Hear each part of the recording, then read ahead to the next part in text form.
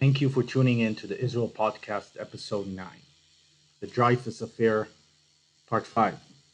In this fifth and last episode of the series, we covered the end of the affair and the happenings of the Dreyfus family in the years that followed Alfred Dreyfus's second trial. In the last episode, we left off right after Captain Alfred Dreyfus's second guilty verdict. His brother Mathieu helped secure him a presidential pardon, fearing he will not last more than a few more months in prison in his current health. While he was now to be released from prison, Alfred did not feel that his name was sufficiently cleared, and neither did some of his greatest enemies.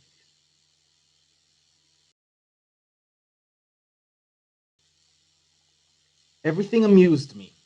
Everything interested me. It felt as if I had returned to life after a long and horrible nightmare. This is what Alfred Dreyfus wrote of his train journey home. He was sitting in a train compartment with his brother and nephew/bodyguard and was heading towards La Rochelle. French security agents were sitting in a neighboring compartment. His last voyage through the region was in a prison wagon, pelted by rocks. Now he was traveling in the opposite direction and first class. He was savoring his newly gained freedom and could finally begin to relax. The rest of the entourage, however, was preparing for trouble. When the train arrived at Bordeaux at 4:30 p.m.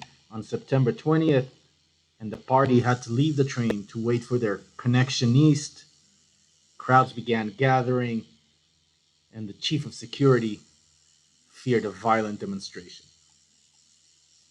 While the security chief continued to lose his head and imagined a massacre about to take place, Alfred remained calm.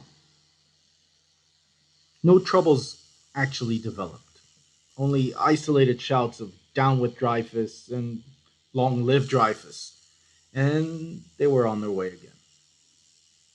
Dreyfus, having read about the technological improvements of the time in the science journals that he had received on Devil's Island, was now seeing them through his own eyes. Different modes of transportation were now competing with horse-drawn carriages. The telegraph and the telephone, although established prior to Alfred Dreyfus's arrest, have finally become commonplace.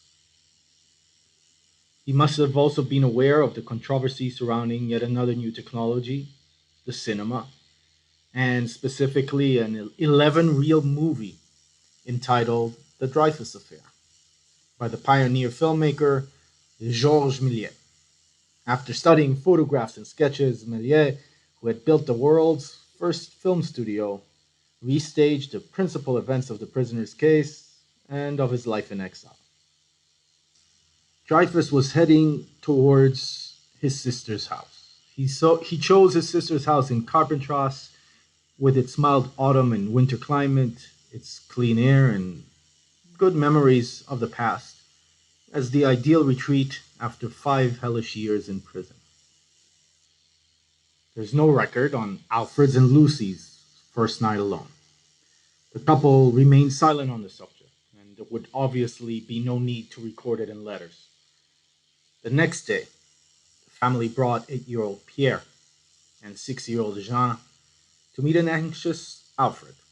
He was worried that the children would be shocked by a father who had become, a stranger to them.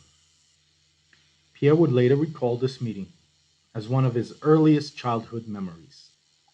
He remembered seeing his mother next to a man with white hair and clothes which floated on his thin frame.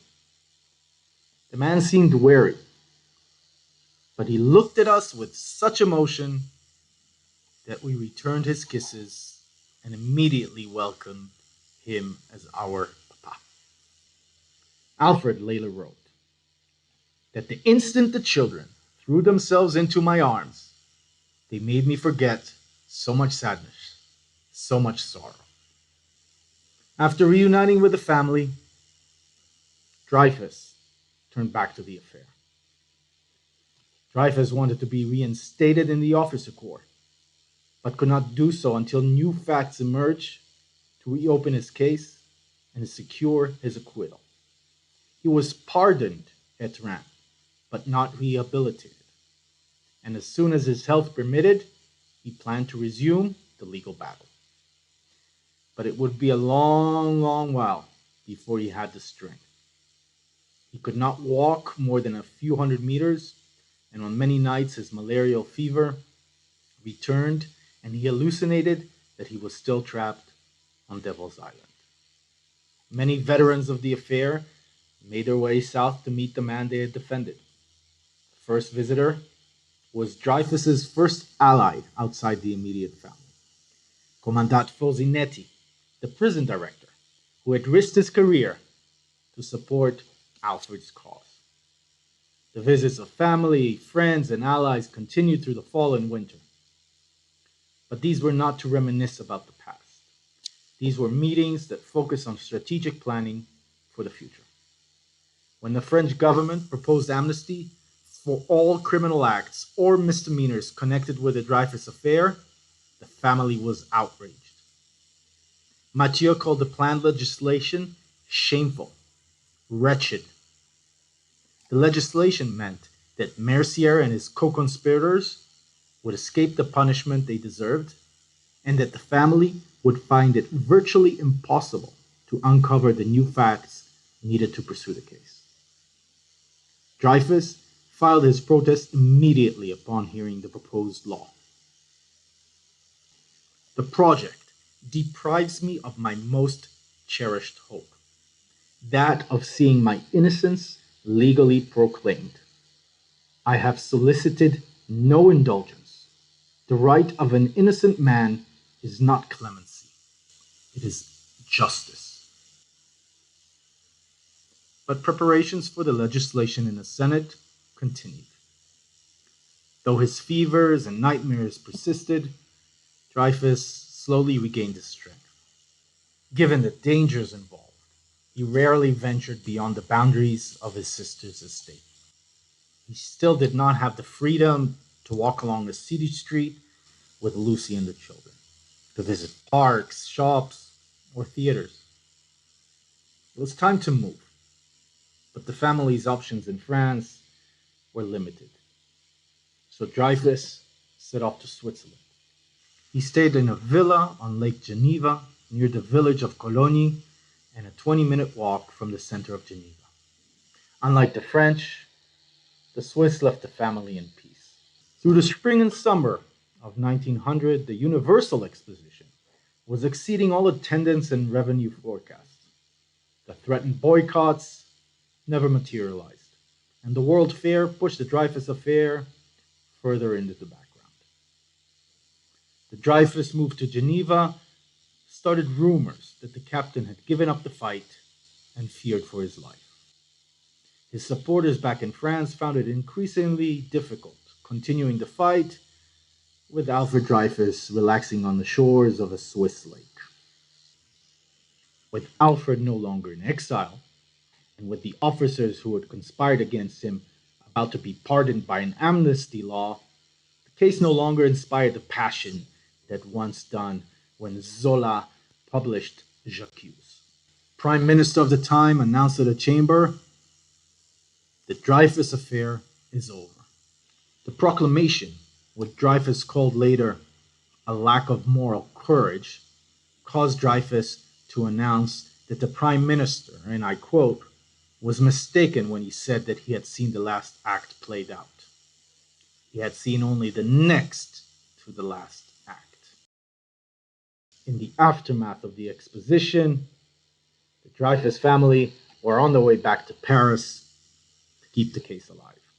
In the spring of 1901, Dreyfus published a book detailing his account of the affair, presenting a selection of letters he had written to Lucy and to government officials from Paris, prisons, and from Devil's Island.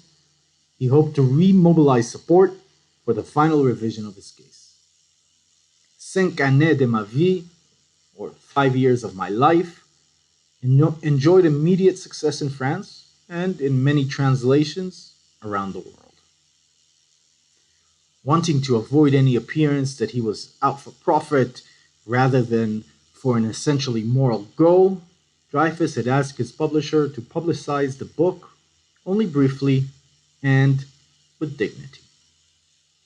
His duty, as he put it in the preface, was to tell the story of the 5 years when I was cut off from the world of the living, from the events in France which remained unknown to me until the trial in Reims. While anti-Semitic press greeted the release with their predictable slurs, undercover agents had exposed a plan to kidnap Dreyfus and put an end to his affair. Jules Girard, founder of l'Action Nationale, a publication that had fallen on hard times, thought that a sensational kidnapping would increase his readership and assembled a gang of anarchists and past and present members of the Anti-Semitic League of France. They carefully studied Dreyfus's routines and then planned to kidnap him after smothering with a cloth drenched in chloroform. The plan was to take him by car to a secret location and hold him there until all attempts to reopen his case were abandoned.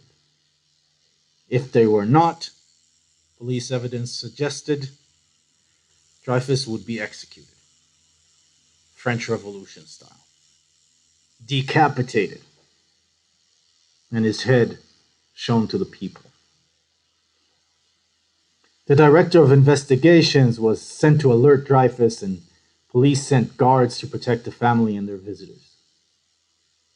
In the meantime, the fight for revision continued. One very elusive piece of evidence that might have appeared in the deliberation room at Reims and that had long hovered in the shadows of the case was the original sheet of paper from which the bordereau had been traced.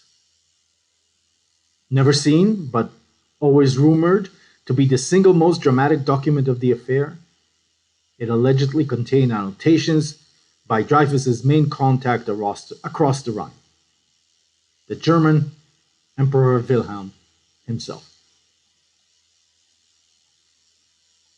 Dreyfus's enemies believed that the General Staff kept it secret for reasons of national security, while Dreyfus's friends call it the fake of fakes, one of the many pieces of counterfeit evidence fabricated in the back rooms of the État Major.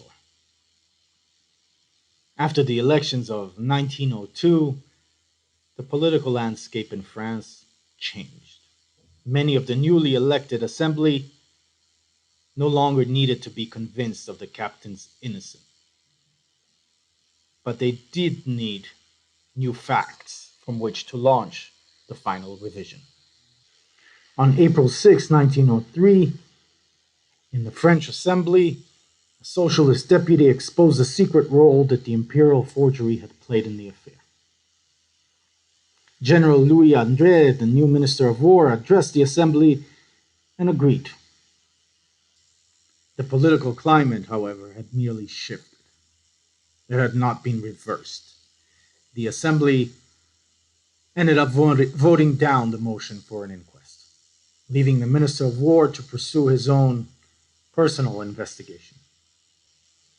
Nearly 10 years after Dreyfus's arrest, General André and his associates sifted the evidence for over 7 months before presenting their findings to the Minister of Justice. They never located that mysterious bordereau, but they uncovered the 2 letters from the Italian military attaché to his German counterpart that Colonel Henry had altered. The judges of the criminal chamber announced a public hearing, and through the spring and summer of 1904, all the players in the affair who had not yet died or fled for cover returned to the witness stand. Dreyfus had faced his first court-martial in a state of shock after a nervous breakdown on the day of his arrest. 5 years later, he faced his second court-martial weakened beyond belief by his stay on Devil's Island fighting malaria and dysentery.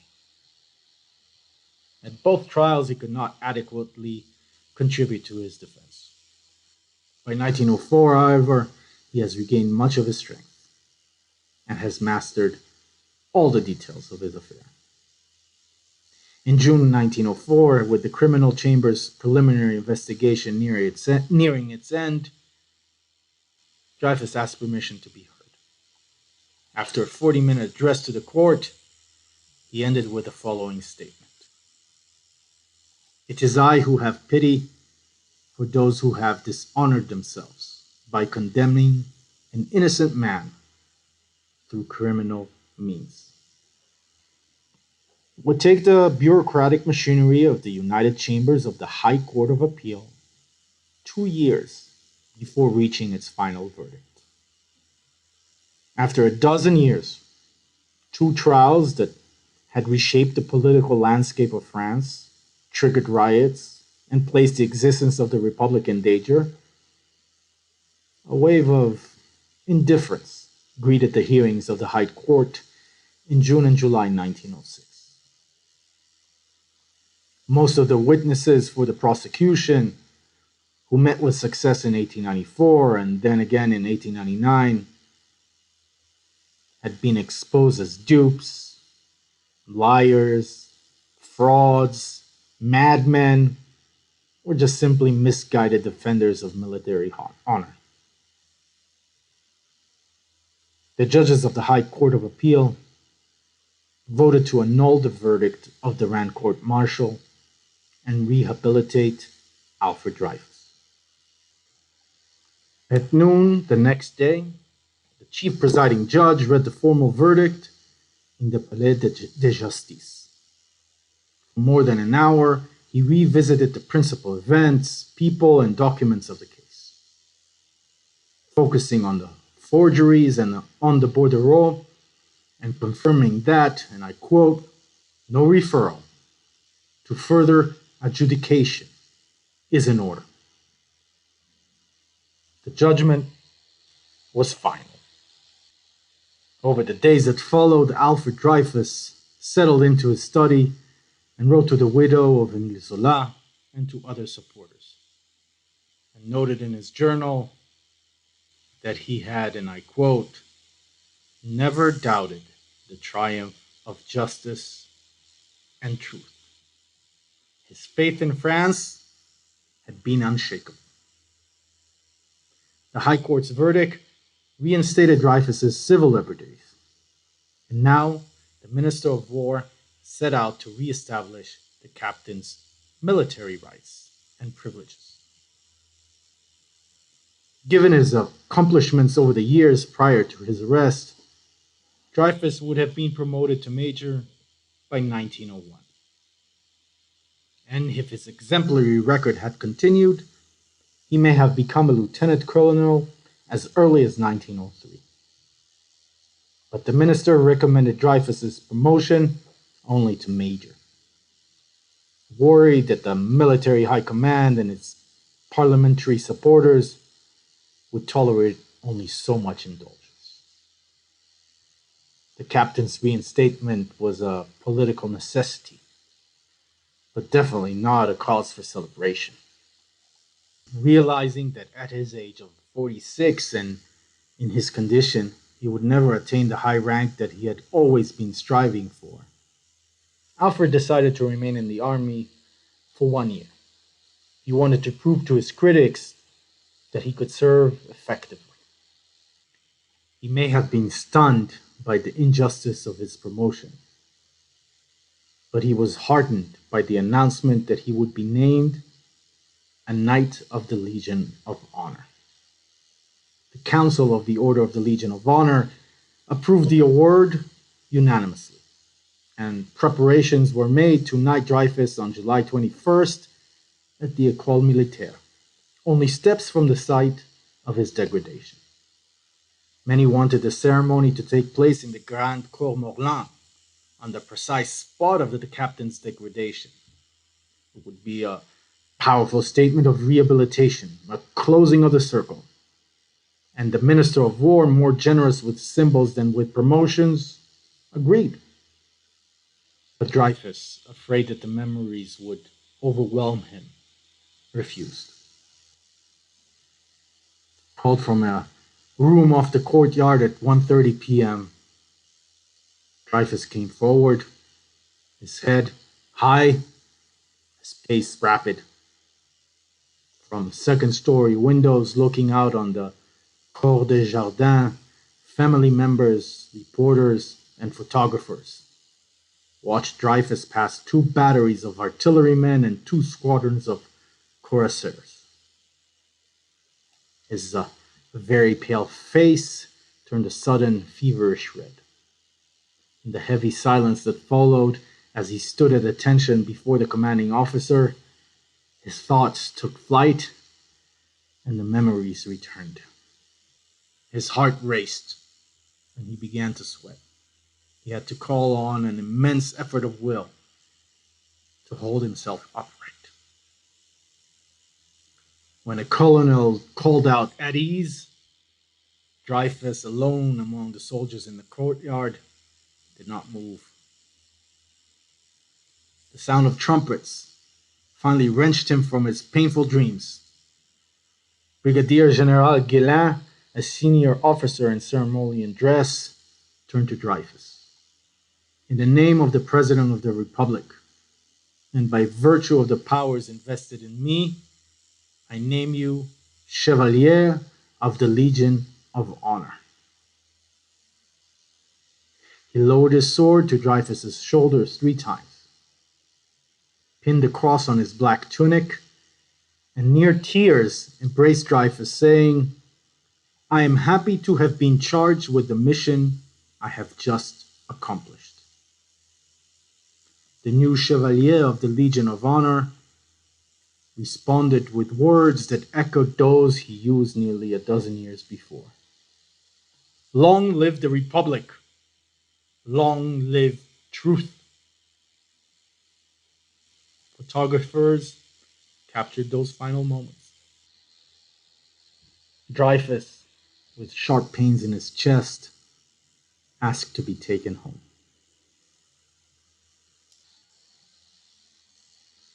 In the fall of 1906, after taking up his duties as artillery commandant, Dreyfus decided to appeal for his promotion to lieutenant colonel.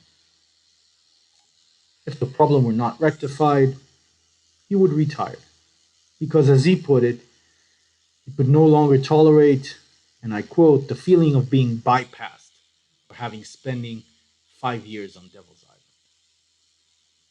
It was a difficult decision for a man who had always wanted to be judged on his merits, but it was made more difficult by the fact that his petition had to be submitted to a new Minister of War.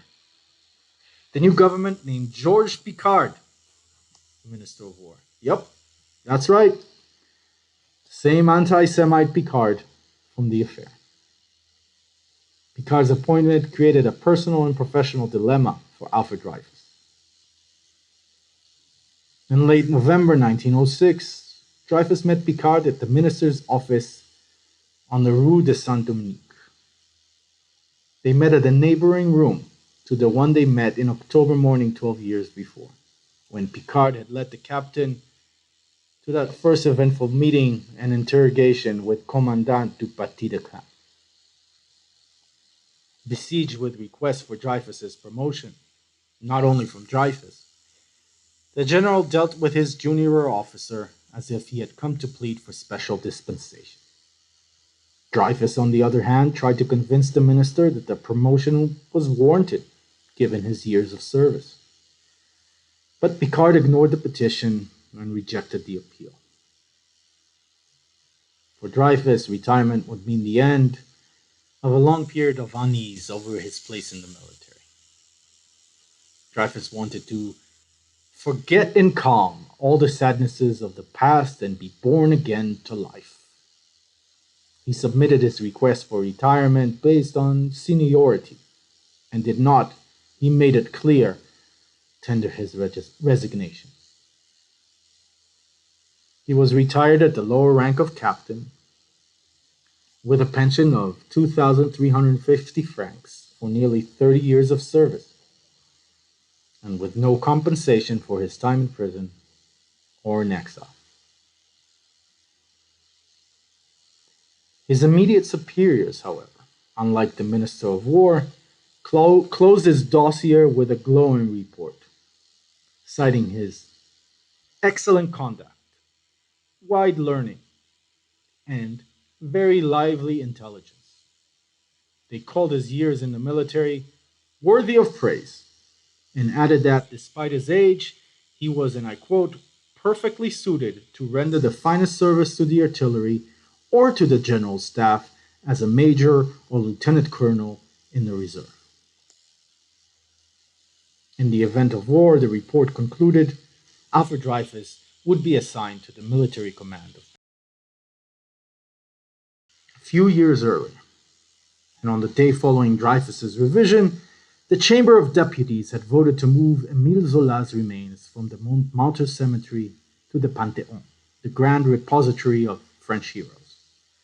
Delayed by nationalist protests and French bureaucracy, the transfer was finally approved 2 years later, in the spring of 1908. The novelist and defender of Dreyfus would be interned near Voltaire, and the event would be marked by a celebration at the Place du Panthéon, only a few steps from the École Polytechnique. Alfred Dreyfus would attend, and he would be surrounded by old friends in a familiar locale. Meanwhile, in weeks prior to the ceremony, the Action Française condemned Zola's proposed pantheonization and encouraged its followers to protest the government's profane act. Zola's widow received anonymous threats from young patriots who warned her that if her husband's ashes went to the Panthéon, a bloody drama would ensue, and his remains would end up not in the nation's sanctuary, but in the Seine.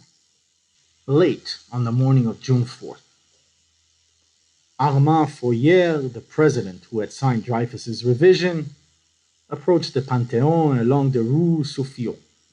Two lines of soldiers stood between the president's carriage and a large crowd of students shouting, "Down with Zola, down with Dreyfus."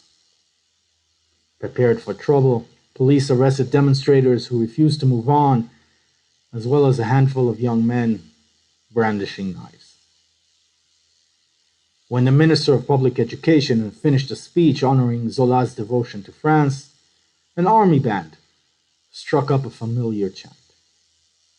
Rising to join, Dreyfus suddenly heard a gunshot. As he turned, he glimpsed a revolver pointed at his chest and instinctively raised his right arm for protection. A second shot pierced that arm before the assailant was wrestled to the ground. A physician hurried Dreyfus into a police station nearby and treated the wound. The muscles of Dreyfus's arm had been severed, but his movement in self-defense had deflected the otherwise would-be fatal bullet. 66-year-old Louis Antelme Grégory, a former playwright, had probably acted on his own, though he must have been aware of the bounty on Dreyfus's head.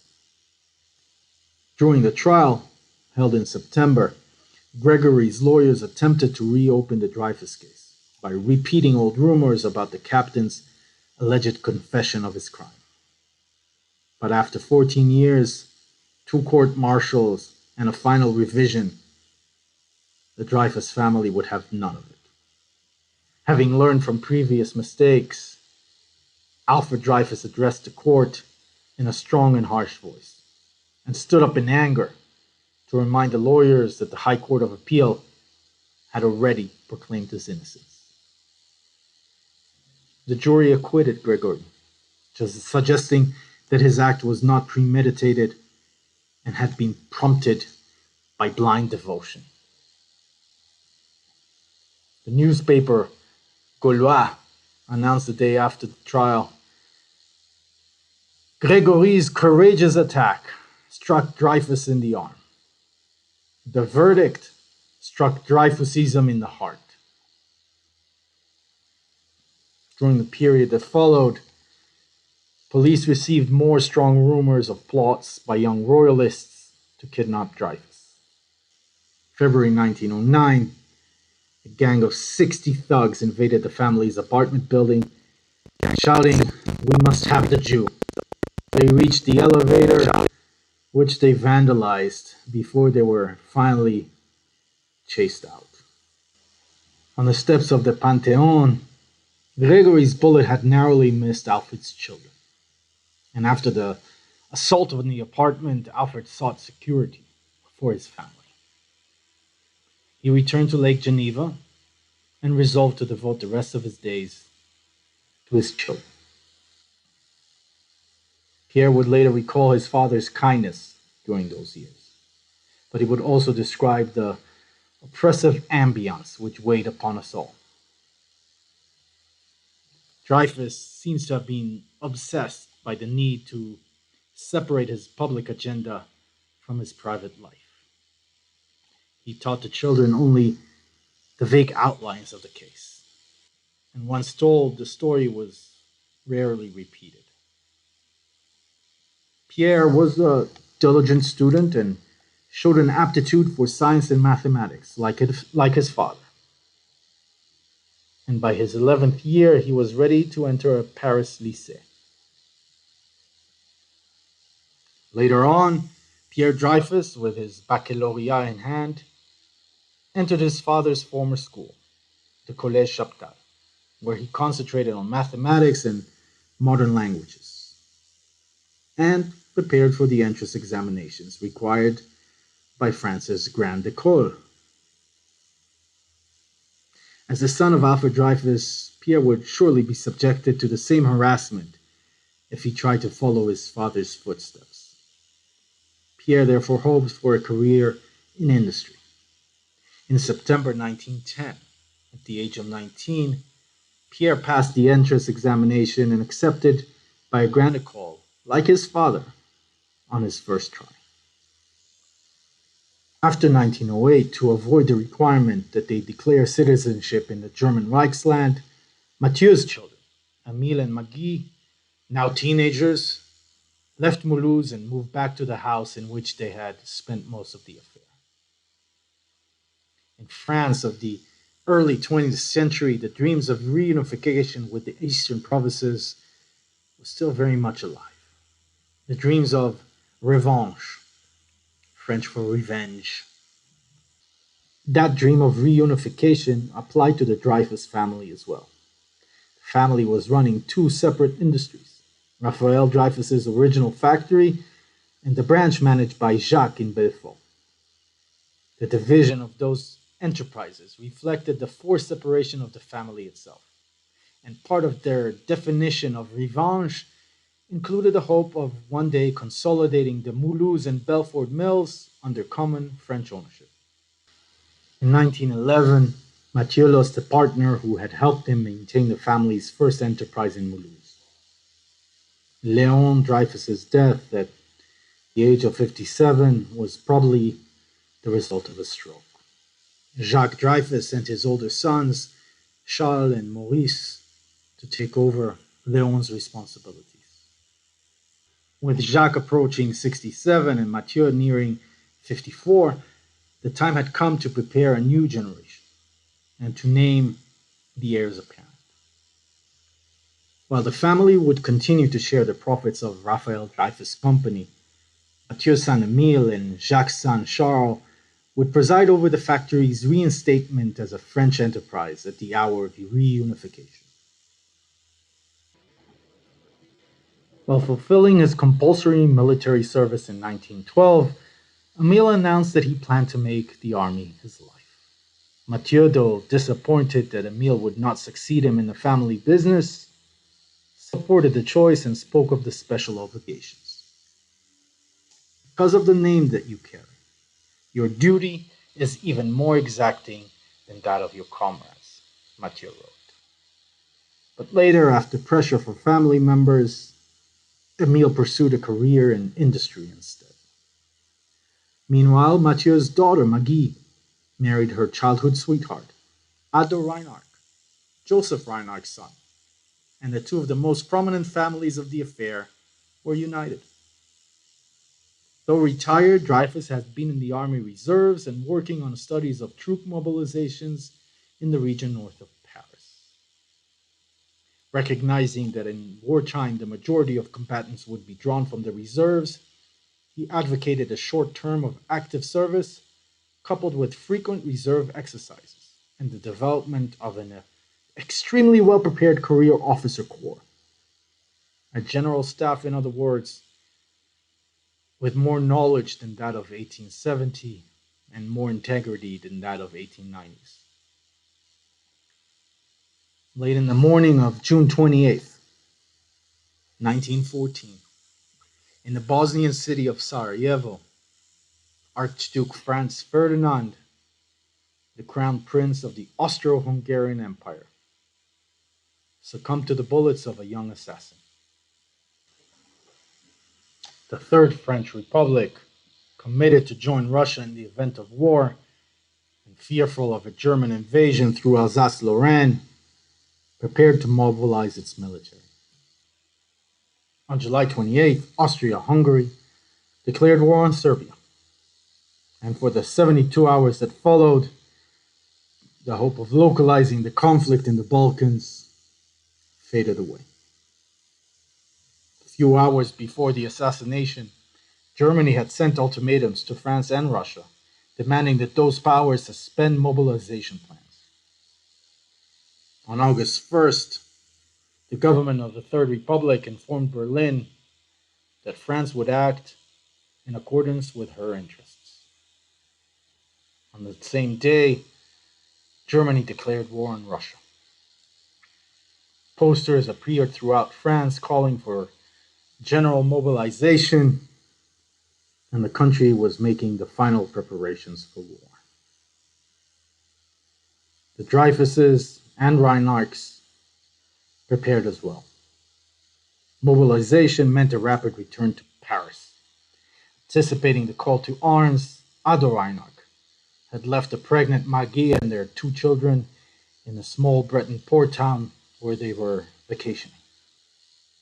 23-year-old Emile Dreyfus, a civilian for less than a year, rushed to rejoin the 32nd Artillery at Fontainebleau, while his cousins, Jacques Sanz, enlisted in Belfort. Still in uniform, Pierre Dreyfus awaited orders at a garrison in the east. Worried that he would miss the mobilization of reserve officers, Alfred took the night train to Paris with his daughter.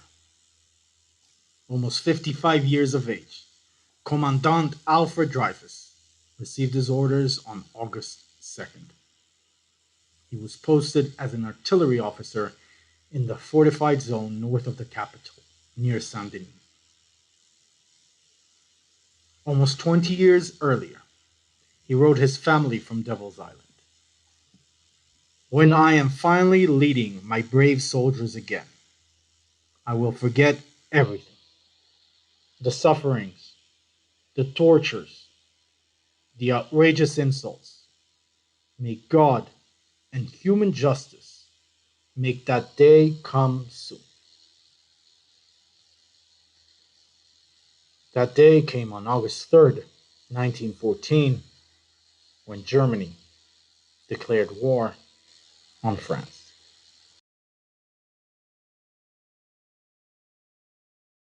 On the evening of August 7th, 1914, Pierre Dreyfus joined 14,000 other soldiers from Belfort and prepared for the invasion of Mulhouse.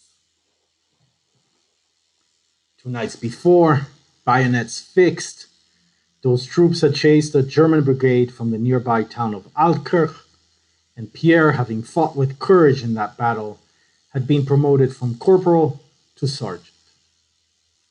At 6 p.m.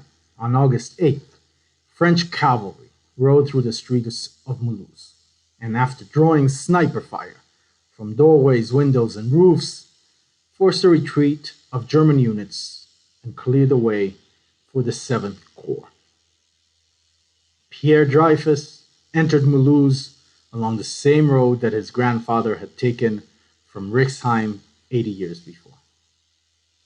Marching down the Rue de Sauvage near the Rue de la Justice, he passed the apartment in which his father had been born. And he helped secure the city's northern periphery in the shadow of Raphael Dreyfus and Company on the Rue Lavoisier. Children of Alsace, began a proclamation by General Joffre, posted in Mulhouse and distributed throughout France on the morning of August 9th. After 44 years of painful waiting, French soldiers are marching again on your native soil. They are the first workers in the grand task of revenge. What emotion for them, what pride. The French nation unanimously urges them on, and in the folds of their flag, the magical words of law and liberty are inscribed. Long live Alsace, long live France. On a troop train near Verdun, Emile Dreyfus, preparing for his own grand battles, closed a letter to his mother with the exclamation, Long live Mulhouse, long live Alsace. On another train near Troyes, Ado Reinach applauded the glorious brigade from Belfort, which included Dreyfuses in its ranks. Along with Pierre, he was referring to Jacques' sons, Charles, Maurice, and René. To the west in Paris, Commandant Alfred Dreyfus felt profound emotion when he learned that Mulhouse had been liberated. Our confidence is boundless, he said. And though he knew that a grand conflict against the enemy would follow, he had, and I quote, the firm hope that this marked the beginning of an era of victory. Like the entire High Command, however, he was wrong. French troops held Mulhouse for barely 48 hours before German units took it back. After securing reinforcements, the French retook the city and raised the tricolore, but Germans tore it down a few days later and re-established control in the wake of fierce house-to-house fighting. Over a 2-week period, the French lost 300,000 soldiers and nearly 5,000 officers in the Battle of the Frontiers. And by late August, the General Staff learned that it had played directly into German hands. The French High Command had hoped to stage a lightning push through Alsace-Lorraine and across the Rhine, sending 800,000 men straight towards the eastern frontier. But the Germans followed their own pre-war plan, devised by the military strategist Count Alfred von Schlieffen. After invading the neutral Belgium in early August, German armies swept into France and turned south toward the lightly defended Paris. French armies rushed to protect the capital along the Marne River, but among the troops called back across the Vosges were Sergeant Pierre Dreyfus and his cousin Emile. Pierre engaged the enemy only a few kilometers from his father's military post near Paris. Ado Reinach felt disappointed that he could not join his Dreyfus in-laws on the banks of the Rhine. And as a symbol of both his frustration and his dream, he changed the name of his horse. I have rebaptized her, he wrote his wife, and called her Mulhouse. On the night of August 30th, the lieutenant returned from a mission as a liaison officer to find his company decimated, in disarray, and leaderless. The Germans had attacked a short time before and had pulled back to a small wooded area nearby. Ado immediately took command and ordered his men to secure an abandoned farmstead near the village of Fossé. And then, on his horse, Mulhouse, his armor breastplate and high plumed helmet making him an easy target.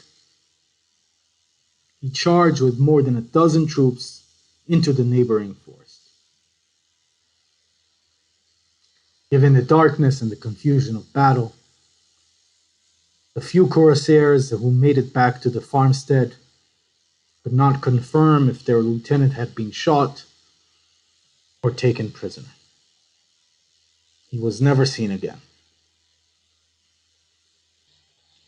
On March 27, 1915, in the apartment she had shared with Ido in Paris, and in the midst of a bombardment by German Zeppelins, Maggie Dreyfus Reinhardt gave birth to her third child and first son, Jean-Pierre. A few days before the baby's birth, Maggie's eldest uncle, Jacques Dreyfus, suffered a stroke at his home in Belfort and died. It was shortly after he was notified of the death of two of his sons. The second lieutenant with the 32nd Artillery, Emile Dreyfus, had fought close to his cousin Pierre at the Battle of the Marne. French armies and the British Expeditionary Forces had halted the German march on Paris and had destroyed the Schlieffen Plan. For Emile, Pierre, and thousands like them, the campaign at the Marne had signaled the end of a brief war of movement and the beginning of a long war of stagnation. A war that was supposed to end by Christmas and include huge armies sweeping across vast battlegrounds turned to a battlefront of trench warfare, running from the North Sea to the Swiss border. For Second Lieutenant Emile Dreyfus, as for Sergeant Pierre Dreyfus, in trenches not far from each other, the most notable victory during those months was survival itself. Pierre, still awaiting his first leave, had taken part in nearly every major campaign since the outbreak of the war. From Altkirk and Mulhouse to the Marne, Soissons, the Oisy, and the Aisne. Pierre's father, Alfred, still served as a commandant in the fortified camps that protected Paris. Lucy and Jean were doing volunteer work in Paris hospitals for the Red Cross, and Jean's fiancé, Dr. Pierre-Paul Lévy, a major in a military hospital, had requested ambulance duty at the front. He wanted, the family reported, a dangerous posting. After a summer lull on the Western Front, Commander-in-Chief Joffre tried to break the stalemate with another major offensive by French and British troops in Artois, and simultaneously by the French alone in Champagne. 35 divisions, nearly 500,000 men massed along the front, Emile and Pierre Dreyfus in the ranks. The Champagne landscape was only relatively flat. The Germans controlled the heights of its gently rolling hills. Breaking through the first enemy line, French armies did not have the artillery to reach the second. And a brief battle of movement gave way to another episode of bloody trench warfare. In the final weeks of September, with French armies under intense bombardment, the High Command sent down the order. Try again, whatever the cost. On September 27th, after 3 days and 3 nights of directing artillery fire from a forward trench, Emile Dreyfus was struck by the shrapnel of a German shell. It tore into his skull in 4 places and exposed his brain. But when gunners carried him back to the main trench, he was still alive. Hours later, Mathieu, his wife Suzanne, and their daughter Maggie left Paris for the field hospital where Emile was being treated. The only civilians permitted to enter that war zone, they drove across fields pockmarked by artillery shells and finally found Emile in a large hut on the outskirts of a French encampment. Nearly motionless on a stretcher, as Mathieu described the scene, and with most of his face obscured by bandages, Emile had fallen into a partial coma. He regained consciousness and recognized his family amidst the groans of 20 other wounded soldiers and the whistling of German shells above. Suzanne Dreyfus nursed her son. She remained at Emile's side for 15 days. Shortly after the family's arrival, the commandant of the field hospital announced that Second Lieutenant Dreyfus had been named the Knight of the Legion of Honor. In a solemn bedside ceremony, with the medical officer pinning a medal on his patient's hospital gown, Emile Dreyfus became the second member of his family, after his uncle Alfred, to be awarded the Legion of Honor. A few days later, Emile's condition deteriorated. The family received permission to stay in the field hospital throughout the night, but a downpour of German shells scored a direct hit and violently hurled Susan and Maggie to the ground. Covered with debris but unhurt, they were evacuated to bunkers nearby. In a cold, wet, and suffocating bunker a few meters underground, Suzanne placed her winter coat over her son. When enemy attacks continued, an order came to move the wounded to another field hospital. The next morning, the Dreyfus family were ordered to leave the war zone immediately. 2 days later, on October 22, 1915, Mathieu Dreyfus received a telegram in Paris that read as follows: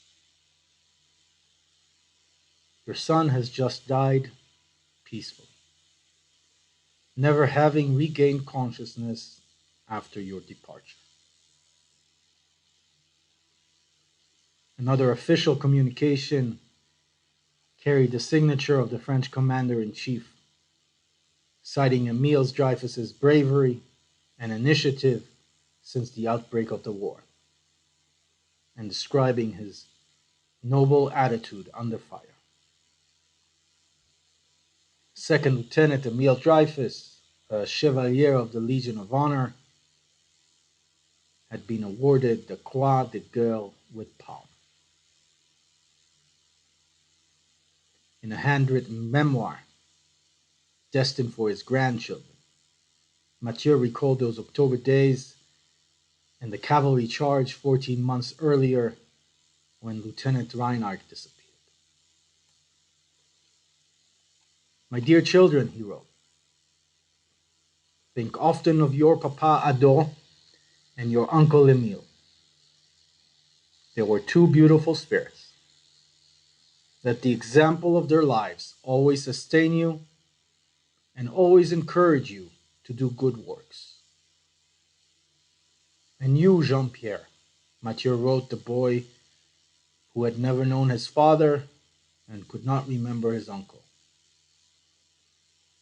"I'm certain that you will be, like them, an honorable man, a brave Frenchman. And if the fatherland ever calls on its children again, you will do your duty as they did theirs."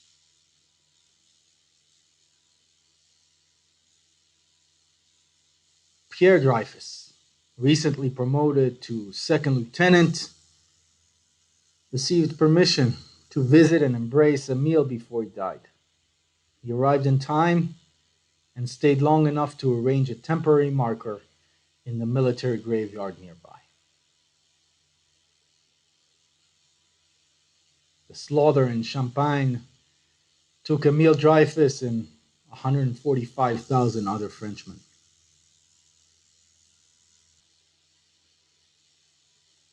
Serving as special assistant to Colonel Gozman, artillery commander of the capital's northern fortified zone, Alfred Dreyfus directed the mounting of cannon and the preparation of other armaments sent to the front, and helped inspect the ring of trenches that protected Paris.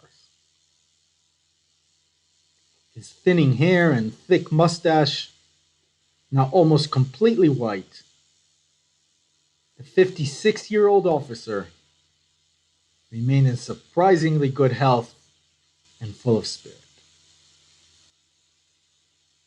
He felt much more rehabilitated by his active army service, said a friend, than by the official judgment of the High Court of Appeal. In early September, with Germans massing only a few kilometers to the east, and with enemy airplanes dropping leaflets on Paris, the French government decamped to the port city of Bordeaux. Alfred Dreyfus wanted to move beyond the secured outskirts of Paris and take part in combat. Maintenance of the 50-kilometer ring of trenches and artillery posts around the capital required constant work, but it was a monotonous life compared to the battlefront. Dreyfus waited with great impatience for the order to move forward.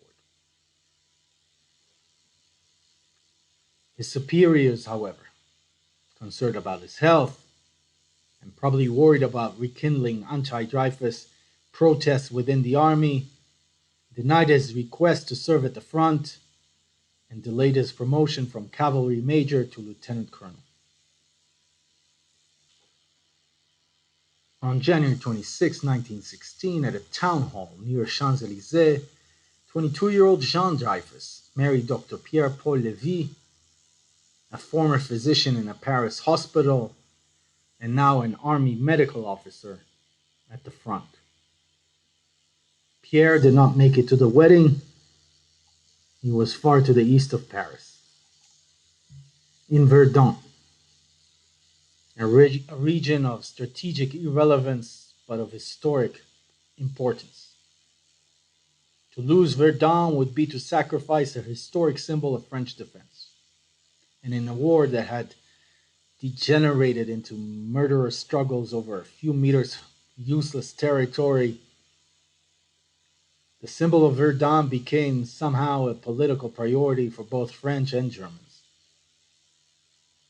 The chief of the German General Staff, Erich von Falkenhayn, chose the town not for a battle of cavalry charges and decisive forward movement, but for a calculated war of attrition. The code name for the operation left no doubt about its goal. Gericht, they called it, a place of judgment.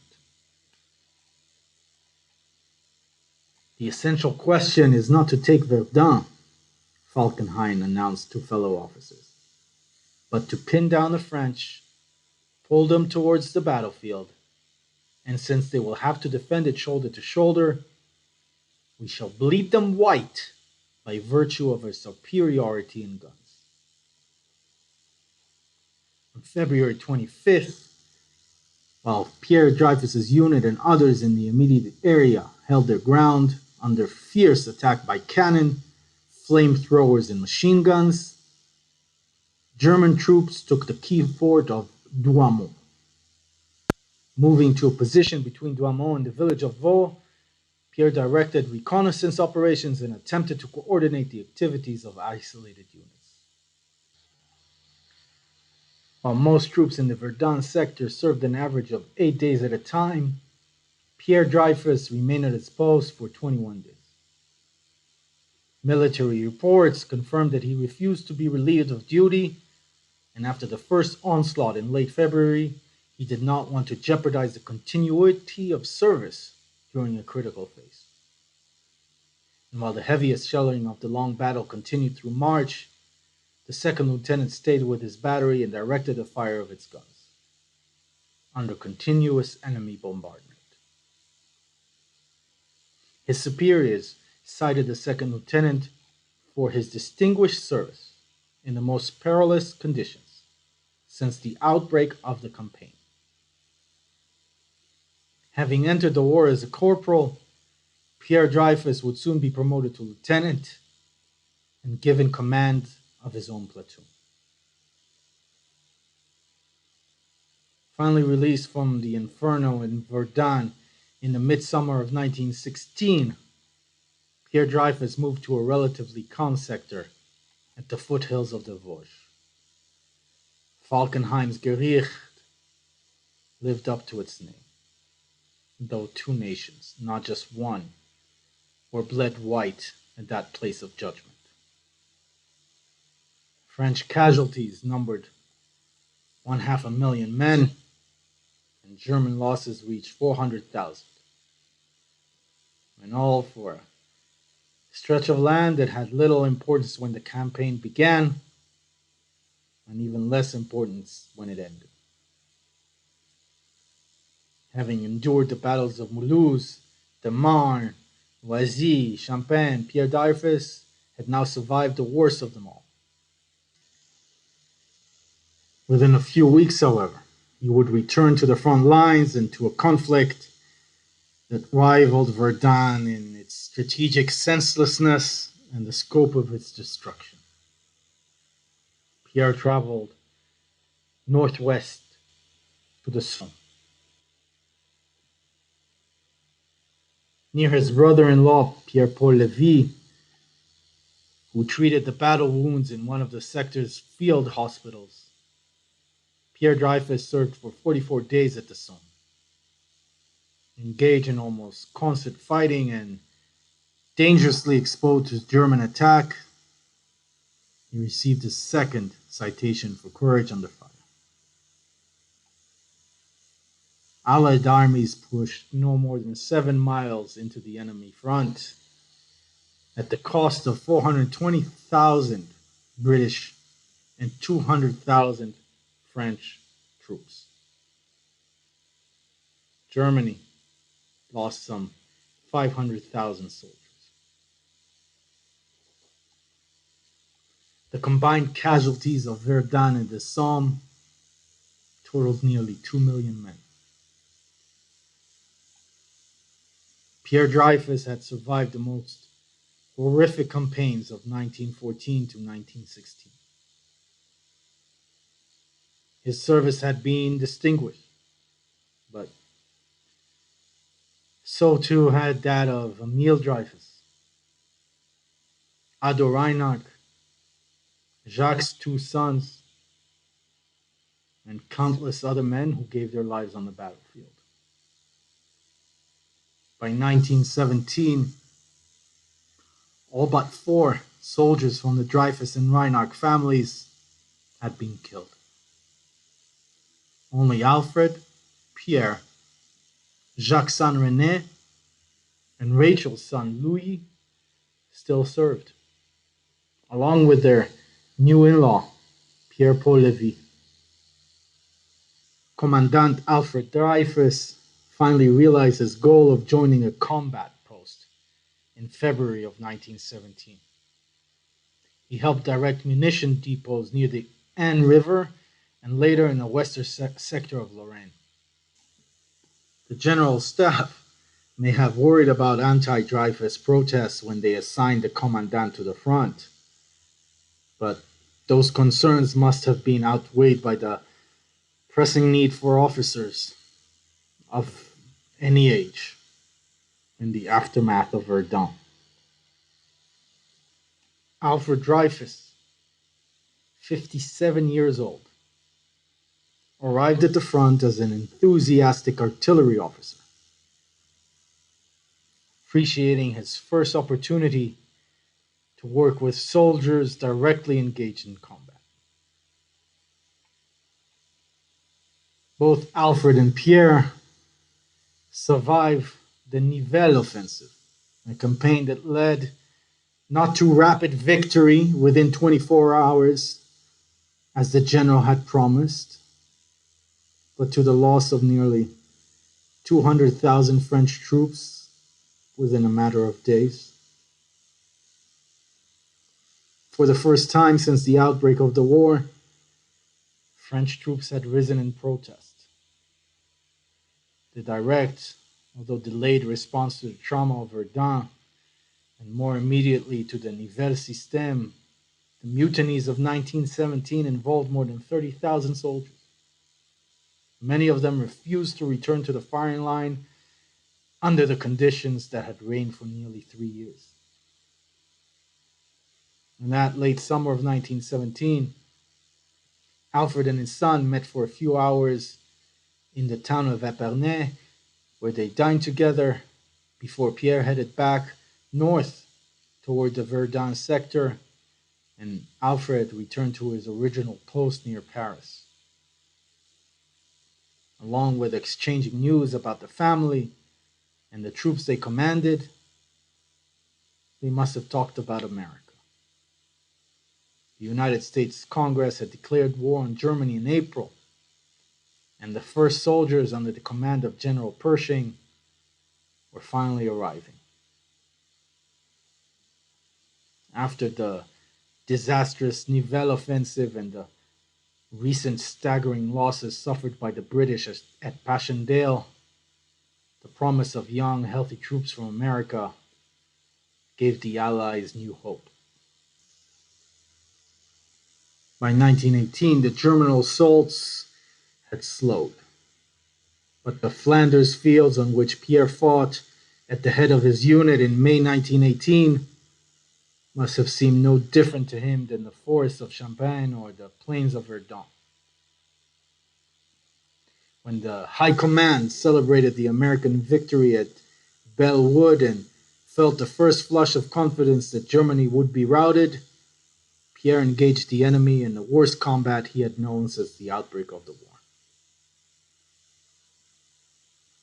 At some point in May or early June, Army medics rushed Lieutenant Dreyfus to a hospital in Caen, near the Normandy coast.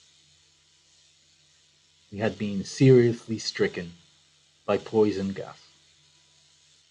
But after barely 6 weeks of recuperation and a visit from his father, he returned to the front on July 21st.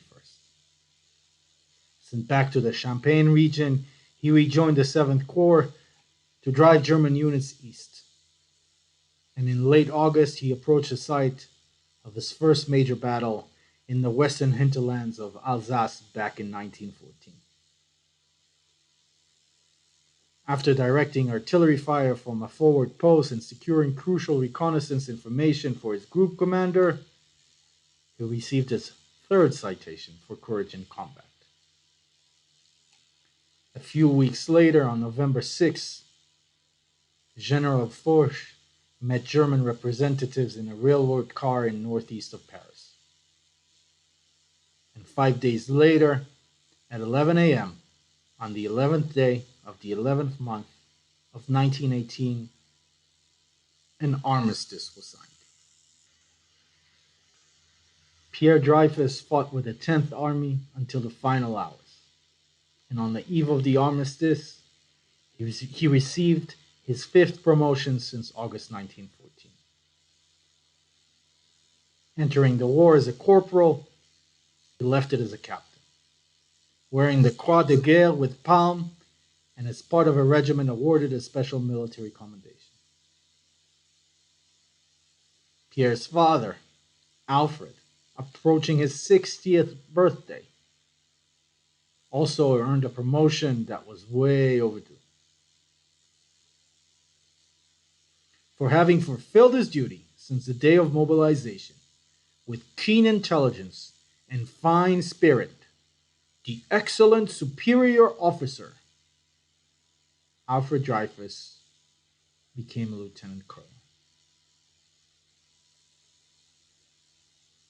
French officials also upgraded Lieutenant Colonel Alfred Dreyfus from Chevalier to Officer of the Legion of Honor he had received in the wake of his affair. Jean's husband, Pierre Paul Lévy, had also been decorated for bravery and received commendations from both the French and Italian armies. On November 17th, 1918, French soldiers, greeted with flowers, paraded down the streets of Mulhouse. And a month later, Prime Minister Clemenceau, proud to be the last survivor of those who had signed a protest against the treaty relinquishing Alsace-Lorraine in 1871, attended yet another grand patriotic festival in Mulhouse. Alfred and Pierre could not leave their units to witness those celebrations, but Mathieu and Suzanne came with Maggie and her three children to represent the family and to honor the memory of its men lost in battle. The return of Mulhouse and the eastern provinces had taken 4 years, and the sacrifice of more than 1,300,000 French soldiers.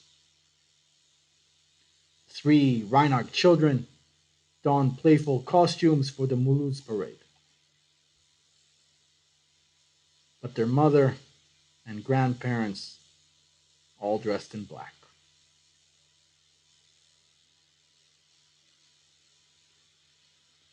After the war, and now that Emile Dreyfus was gone, Mathieu's grief had taken its physical toll.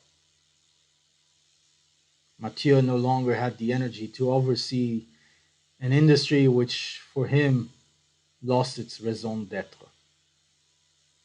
Consulting Alfred and his sisters, he decided to sell the cotton mill founded by their father 60 years before and the branch factory launched by Jacques in the 1890s. In the spring of 1930, just short of his 73rd birthday, Mathieu suffered a minor stroke. A second stroke followed in the early summer, and a few weeks later, while recuperating, he was struck by a third and massive attack. Suzanne arranged for an ambulance to rush her husband to Paris. Partially paralyzed, Mathieu developed pneumonia, and on October 22nd, 1930, on the same day of his son's death, 15 years before, Mathieu died in his home. Adhering to every wish recorded in her husband's brief handwritten testament, Suzanne Dreyfus had Mathieu's body taken directly to the small Passy cemetery near the Trocadero. A few years earlier, Emile Dreyfus's remains had been brought to the cemetery from the military graveyard at Montmelon-le-Grand. No flowers or wreaths draped Mathieu's coffin. No eulogies were given. Held in the strictest intimacy, the service included only one participant outside the family, a rabbi, that gave a short and simple prayer, and he gave it following Mathieu's strict instructions in French. On the night before the burial, family members had gathered at the apartment, close to the coffin, and in a voice barely audible to others in the room, 71-year-old Alfred said goodbye to the brother who had saved his life and restored his honor. Je te dois tout, he whispered to Mathieu. I owe you everything.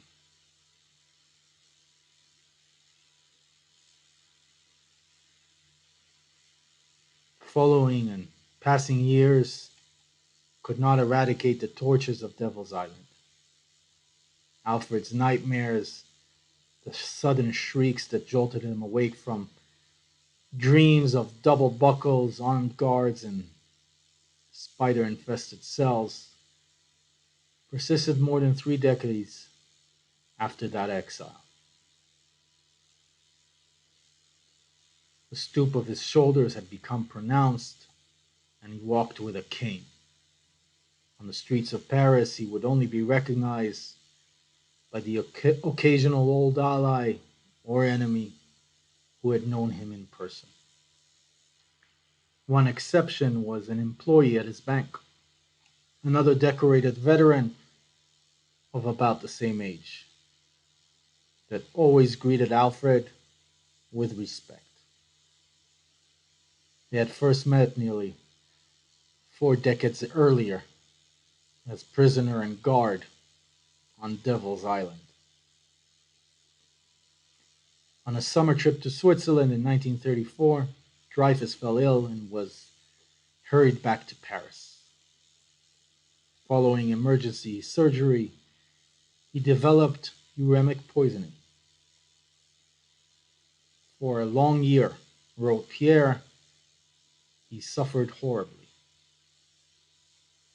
Pierre came to visit him every day, and on Thursday, July 11, 1935, his 75-year-old father took his hand and held it in silence. The next afternoon at 5 o'clock, Alfred Dreyfus passed away. On Sunday morning, July 14th, 1935, mounted troops sporting the high-plumed helmets and armor breastplates of another age rehearsed the drills they would perform a few hours later for Bastille Day. At the same moment, Alfred Dreyfus's funeral procession set off on its way to the Montparnasse Cemetery across the Seine. It was to be a simple religious service attended only by the immediate family and by a rabbi. En route to Montparnasse, the Dreyfus procession traveled down the Champs-Élysées, and as it passed through the Place de la Concorde, cavalry troops stopped their maneuvers to observe a sacred military ritual. 36 summers before, soldiers had turned their backs in the presence of Alfred Dreyfus. But on Bastille Day, 1935, they turned their horses to face the black hearse passing by. Not knowing the identity of the man they honored, they raised their swords in a silent salute of respect for the dead. Well, I guess that's it for the Dreyfus Affair. To be honest, I didn't think it would take 5 episodes. I also originally thought I would focus on the pivotal role it played on the emergence of Zionism. But I guess we'll cover that in future episodes on Herzl, the Hungarian journalist that witnessed the degradation. Again, most of the research is from the great book by Michael Burns, Dreyfus, A Military Affair. I think the book does real justice to the personal story that may sometimes be overlooked. I certainly overlooked it until reading this book. I will leave a link to the book in the show notes, or you could simply visit the israelpodcast.com/episode 009. Thanks for listening and checking out the Israel Podcast. I hope you tune in next time for another episode.